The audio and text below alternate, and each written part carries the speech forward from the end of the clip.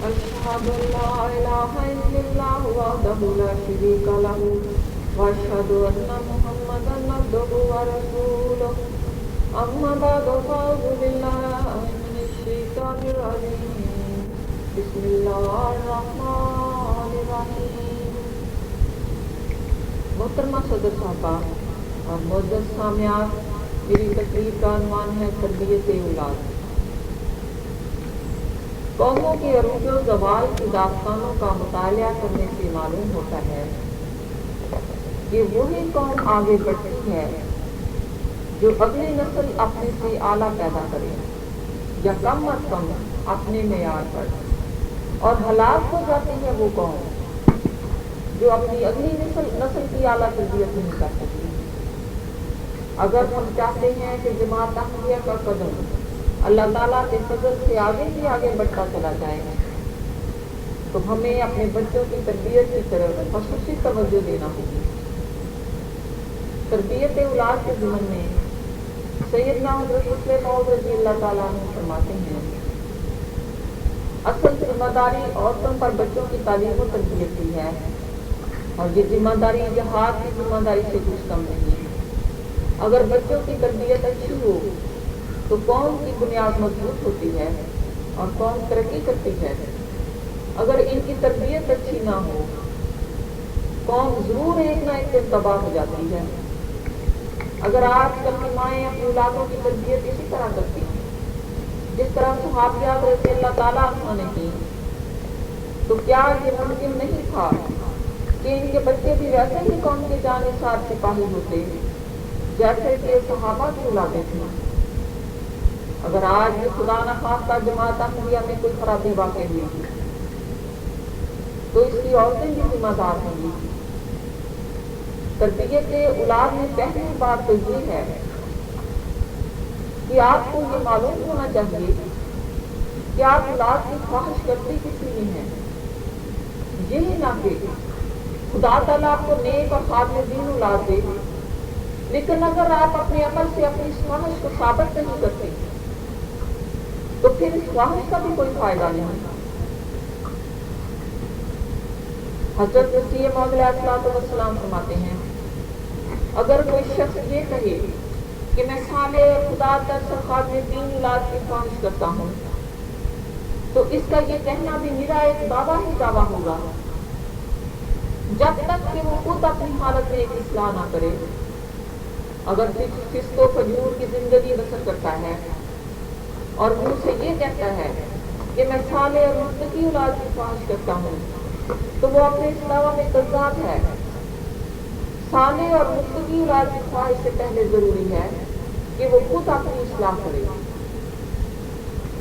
حقیقت یہ ہے کہ کوئی قوم اس وقت تک ترقی نہیں کر سکتی جب تک وہ اپنی اولاد کی تعلیم و تربیت کی طرف خصوصی توجہ نہ دے.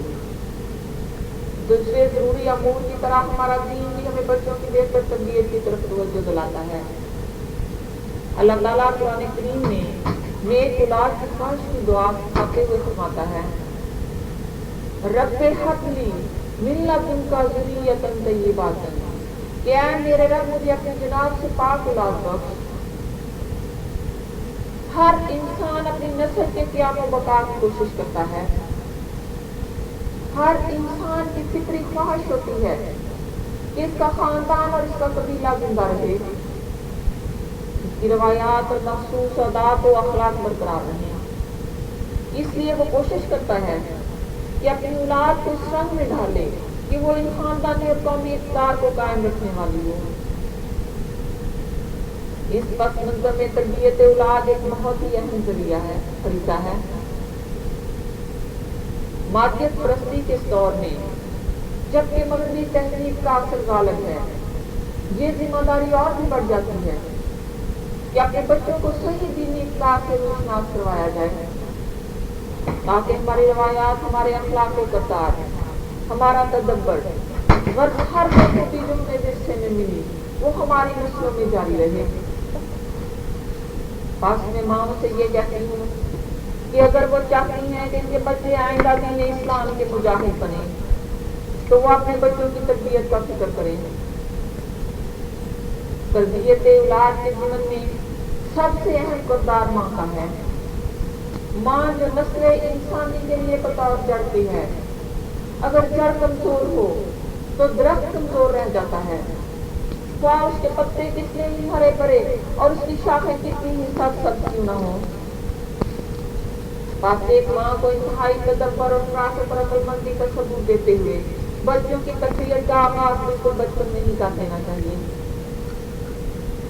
بچپن میں بے جا پیار کرتے رہنا اور صرف یہ کہہ کر اس کی ہر غلطی کو نظر انداز کر دینا کہ ابھی بچہ ہے، بڑا ہوگا تو خود ہی سیکھ لے گا، صحیح نہیں۔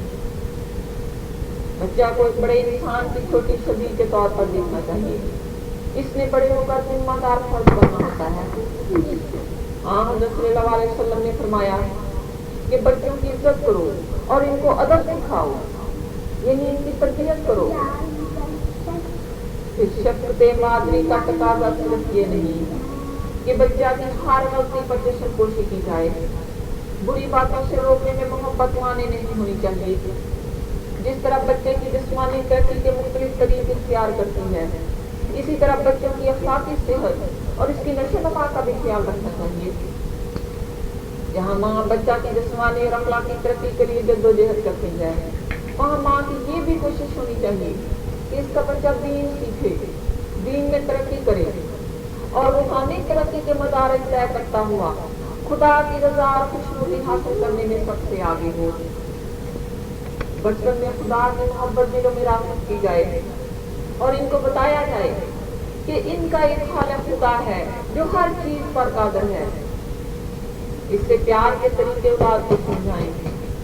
والدین کو بچوں کی تربیت کے لیے جہاں لگاتار محنت، توجہ اور مسلسل جدوجہد کی ضرورت ہے، وہاں خدا کے فضل حاصل کرنے کے لیے وہ نیک شبی دعائیں ہوتی ہیں جو اس کشتی کو پار لگانے میں ممند و معاون ہو سکتی ہیں۔ اس لیے اولاد کے لیے دعا بہت ضروری ہے۔ اس ضمن میں حضرت سیدہ طاہرہ صدیقہ صاحبہ حضرت خلیفۃ المسیح صالح رحمہ اللہ تعالیٰ نے جلسہ سالانہ ربہ 1982 کے موقع پر تقریر کرتے ہوئے ارشاد فرمایا، ہر کام کی آسن رنگ میں تقریر کے لیے ضروری ہے کہ دعا کے ساتھ ساتھ تقدیر کو بھی انتہا تک پہنچایا جائے۔ چنانچہ اگر آپ کے دل میں واقعی اپنی اولاد کی اصلاح کے لیے تڑپ موجود ہے تو پھر آپ ان کے لیے دعا کریں، درد دل کے ساتھ مناسب حد تک ظاہری کوشش کریں انہیں نیک و بد میں تمیز سکھانے کی، اور سب سے اہم ترتیب یہ کریں کہ آپ اپنے گھروں کا ماحول درست کریں۔ آپ کے گھروں کا ماحول اس قسم کا ہونا چاہیے جس میں بچوں کی تمام جسمانی، اخلاقی، روحانی اور تعلیمی استعدادوں کی بہترین نشو و نما ہو سکے۔ اگر گھر کے بڑے اپنے اوقات ضائع نہ کرتے ہوں، وہ نماز اور قرآن باقاعدگی سے پڑھتے ہوں، وہ لغویات سے پرہیز کرتے ہوں، تو یقیناً آپ کے گھروں کا ماحول بچوں کی نشو و نما کے لیے بہترین بن جائے گا۔ بچوں کی اصلاح بچپن سے ہی ہونی چاہیے۔ اس بات کا انتظام کرتے ہیں کہ بڑے ہو کر خود ہی ٹھیک ہو جائیں گے۔ بڑے ہو کر ٹھیک تو وہ شاید ہی ہوں، ہاں البتہ غلط ادار کی پختگی ضرور ہو جائے گی۔ آپ نے دنیا کا استاد بننا ہے۔ آپ نے اور آپ کی اولادوں نے دنیا کو خدا وقت یگانہ کے پیار کے جلوے دکھانے ہیں۔ آپ اپنے آپ کو اس مقام کے قابل تو بنائیں۔ دنیا انسانوں کی پوجا نہیں کیا کرتی، وہ مقام کی عزت و تقدیر کرتی ہے۔ اگر آپ نے اپنے اس مقام کا خیال نہ رکھا جو کہ ایک احمدی عورت کو خدا تعالیٰ دنیا میں دینا چاہتا ہے، تو یاد رکھیں دنیا میں کوئی شخص بھی صرف اس لیے آپ کی عزت نہیں کرے گا کہ آپ نام کی احمدی ہیں۔ جب تک ایک احمدی عورت والی صفات آپ میں پیدا نہ ہو، کوئی آپ کو پوچھے گا بھی نہیں، اور پھر خدا تعالیٰ اپنے فضلوں کی وارث کسی اور قوم کی احمدی عورت کو کر دے گا، اور یہ مقام وہ آپ سے چھین لے گی، بلکہ بہت آگے نکل جائے گی۔ تب آپ کے پاس کچھ نہ ہوگا، صرف ایک پچھتاوا۔ آپ بے بس ہو جائیں گی اور صرف ہاتھ ملتی رہیں گی۔ پھر حضرت سیدہ مریم صدیقہ صاحبہ صدر لجنہ معلیٰ مرکزیہ نے 3 जुलाई 1983 को लजना मालक में पर खिताब करते हुए इरशाद फरमाया कि आपने से अक्सरियत पाकिस्तान से आकर यहाँ आबाद हुई है। यहाँ अल्लाह ताला ने आपके लिए रिज़्क़ के दरवाजे खोले हैं। अल्लाह ताला आपके माल में बरकत डाले, मगर आप इस बात का जायजा लेते रहें कि इतनी दूर आकर आप अपने फ़राइज़ से गाफिल तो नहीं हो रहे हैं। इस मुल्क में रहते हुए अपनी औलाद की सही तरबियत करें। कुरान करीम में अल्लाह ताला फरमाता है या अय्युहल्लज़ीना आमनू क़ू अनफुसकुम व अहलिकुम नारन, ऐ मोमिनो अपने आप को और अपनी बीवियों और बच्चों को हलाकत से बचाओ। हर वक्त नजर रखें क्या आपके बेटे और बेटियां बिगड़ तो नहीं रही, मगर भी दुनिया की बज़ाहर जगमगाती लेकर अंदर से अंधेरी दुनिया को देखकर सबसे बड़ी गलती तो माँ बाप ये करते हैं कि बच्चों को स्कूलों में भिजवा कर गाफिल हो जाते हैं, अपनी जुबान नहीं सिखाते। जब तक आप जिस मुल्क में रहेंगे आपके लिए जरूरी है कि इसकी जुबान सीखें, तो यहाँ के रहने वालों पर अपना नुक्ता नजर वाज़ेह कर सकें, मगर अपनी जुबान हर हाल में सिखानी चाहिए, वरना बरकत से तल्लुक़ कायम नहीं रह सकता। हमारा बबरकत लिटरेचर उर्दू में है, उर्दू नहीं आएगी तो बड़े होकर हज़रत मसीह मौऊद अलैहिस्सलाम का लिटरेचर सिलसिला के अखबार नहीं पढ़ सकेंगे। इन मगरबी ममालिक में जो आज़ादी है, जिसने अखलाकी इक़दार को खत्म करके रख दिया है, इससे खुद बचना और अपनी नस्ल को बचाना आपका फर्ज है। जब तक दीन की मोहब्बत इनके दिलों में पैदा नहीं करेंगे, गलत और सही का तसव्वुर इनके दिलों में पैदा नहीं होगा, वो फिर यहाँ के रंग में रचते जाएंगे। जो रूहानी तौर पर गंदगियाँ यहाँ फैली हुई हैं, इनसे बचना और अपने घरों का पाकीज़ा माहौल पैदा करना आपका काम है। अल्लाह ताला का हम पर बहुत बड़ा एहसान है कि हम खिलाफत की नेमतें उस्मा से माला माल हैं।